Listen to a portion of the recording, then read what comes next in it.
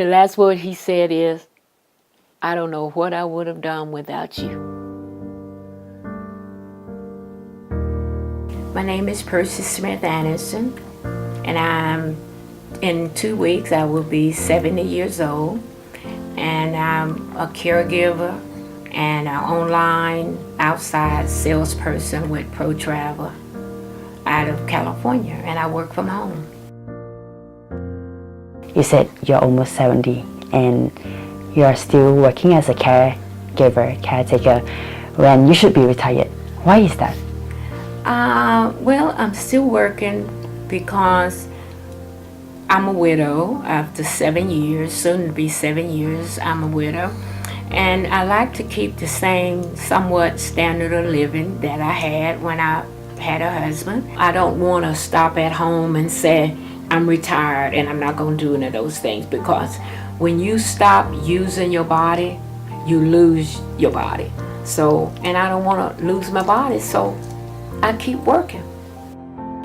So you grew up in Mississippi, and my question would be, as an African American, have you in your life faced any sort of discrimination before?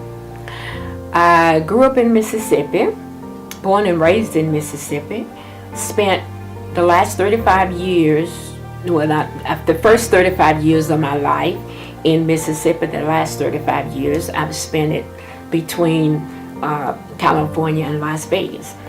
But growing up in Mississippi, I grew up in Mississippi in a northern town, small town near Tennessee. And this town that I grew up in Mississippi is less than 8,000 people. It's a very small town. The whole county that I live in is less than 38,000 people. So in that town that I grew up in, it was only two groups of people, black and white. So that's all I knew. But I really and truly didn't face that much racist or bigotry or hatred in that little town. But it was surrounding me. I did hear about it and I knew about it. It wasn't that I was blind to it, but personally, I didn't find it to be that big a deal as it is today.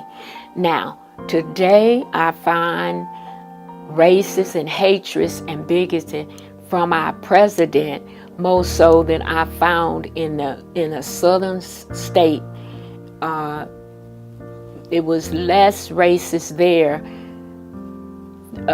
60 years ago, less racist there than it is today that's coming from our president. We were together 15 years, thank God for 15 years.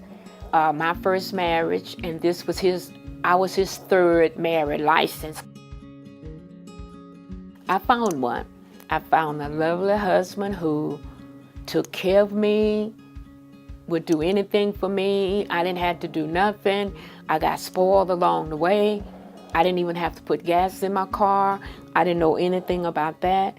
He wasn't sick that long, and he just had a massive heart attack in the car with me. And the good thing about it is, if he had to go, I was happy. I was with him.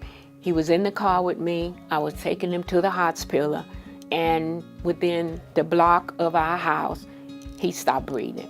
The last word he said is, "I don't know what I would have done without you." This coming March will be 7 years.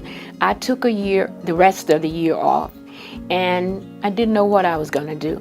But I knew in the rest of that year that I was off, home was not for me. And I asked God to give me strength to continue to do what I needed to do to get through this, and that's what he did. I took trust, and I trusted in the Lord. I didn't blame him. I trusted in him that he would see me through this, and he did. I made it. I got up.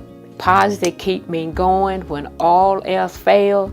Between God and positive, I'm doing okay.